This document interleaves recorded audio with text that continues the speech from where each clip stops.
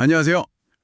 오늘 여러분과 함께 살펴볼 자료는 요한복음 5장의 한 부분, 이걸 좀 깊이 파고든 설교문 발췌본입니다. 무려 38년이나 알아놓았던 사람이 있었는데 이 사람이 기적처럼 일어났어요. 근데 이게 마냥 좋은 일로 끝난 게 아니라 오히려 엄청난 논쟁을 불러왔다는 그런 이야기입니다. 이번 시간에는 이 자료를 보면서 좀 굳어진 종교적인 규범하고 또 신성한 권위, 그리고 어떻게 보면 인간적인 연민, 이런 것들이 어떻게 부딪히는지 한번 들여다볼까 합니다. 특히 안식일 규정을 둘러싸고 예수님하고 당시 유대 지도자들 사이의 갈등이 아주 첨예했거든요. 자, 이 흥미로운 지점들 같이 한번 짚어볼까요? 이야기는 일단 예수님께서 38년 된 병자를 그것도 안식일에 고쳐주시면서 시작되죠. 네, 정말 놀라운 순간이었을 텐데 이 설교문 분석에 따르면 당시 사람들은 그 기적 자체에 이런 것보다는 그 병 나은 사람이 자리를 들고 걸어갔다는 사실에 더 주목했다는 겁니다. 맞습니다. 그게 바로 안식일 규정을 어겼다는 거죠. 그렇죠. 이 글의 저자는 바로 이 부분을 지적하는데요. 율법의 원래 목적, 그러니까 사람에게 진짜 안식과 평화를 주려는 그 본질은 잊어버리고 그냥 글자 그대로의 규칙에만 얽매이는 그런 형식주의의 한계를 보여준다는 거예요. 생각해보세요. 38년 만에 걷게 된 사람의 그 감격? 그것보다 짐을 들지 말라는 규정 어긴 게 더 중요하게 여겨졌던 그런 상황인 거죠. 아, 그러네요. 그 병 나은 사람의 대답도 참 인상 깊어요. 나를 낫게 한 그 사람이 자리를 들고 걸어가라고 했다. 이렇게 대답하잖아요. 네. 이건 뭐랄까, 자기를 고쳐준 존재의 권위를 율법 해석보다 더 위에 뒀다. 이렇게 볼 수 있겠네요. 여기서 진짜 흥미로운 건 유대 지도자들의 반응인데요. 반응이요? 네. 그들의 관심은 딱 하나였어요. 대체 누가 감히 안식일 규정을 어기라고 시켰냐. 이거죠.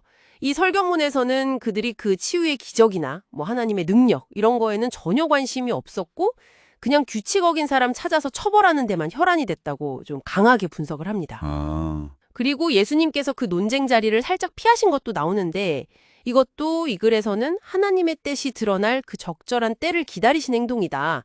이렇게 해석을 하더라고요. 그렇군요. 그 후에 예수님께서 성전에서 그 사람을 다시 만나시잖아요. 네, 맞아요. 그러면서 다시는 죄를 범하지 말라 이렇게 경고를 하시죠. 이게 그냥 몸만 고쳐주고 끝난 게 아니었네요. 네, 그렇죠. 이 경고를 단순히 육체적인 치유를 넘어서 영적인 치유의 필요성까지 보여주는 걸로 봅니다.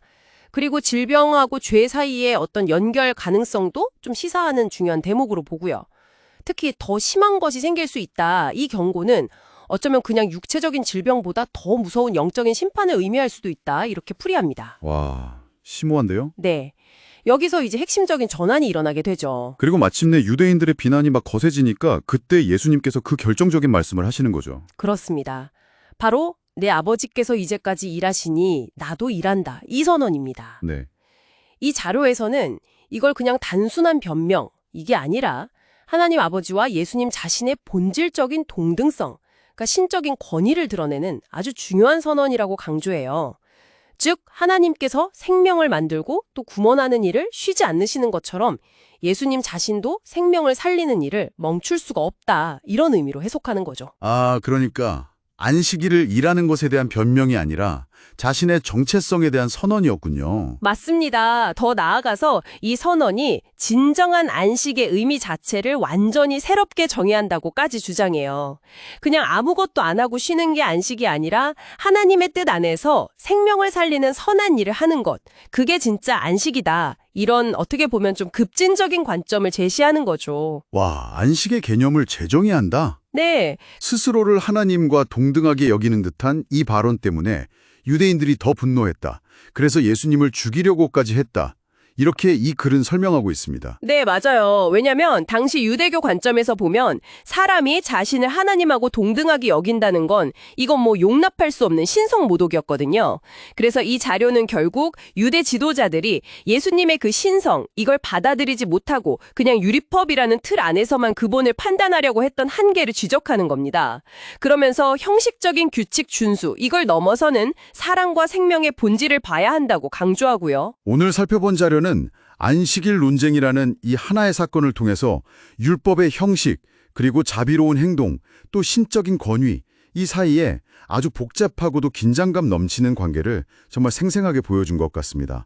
어떻게 보면 분명히 선한 행동인데 이게 기존의 규범하고 충돌하고 또 이게 얼마나 깊은 신학적인 논쟁으로까지 이어질 수 있는지를 잘 드러냈네요. 네. 궁극적으로 이 설교문이 강조하는 건 뭐랄까 그런 형식적인 규칙 준수보다는 그 너머에 있는 사랑의 실천, 그리고 예수님의 신성하고 그 구원의 역사를 믿는 것, 이것의 중요성이라고 정리할 수 있겠습니다. 여러분께서는 이 이야기가 어떻게 다가오시나요?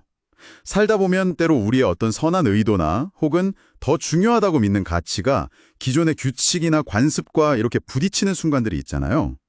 오늘 살펴본 이 자료의 관점에서 본다면 그런 긴장 속에서 우리는 과연 무엇을 더 중요하게 여겨야 할까요? 한 번쯤 깊이 생각해 볼 만한 질문인 것 같습니다.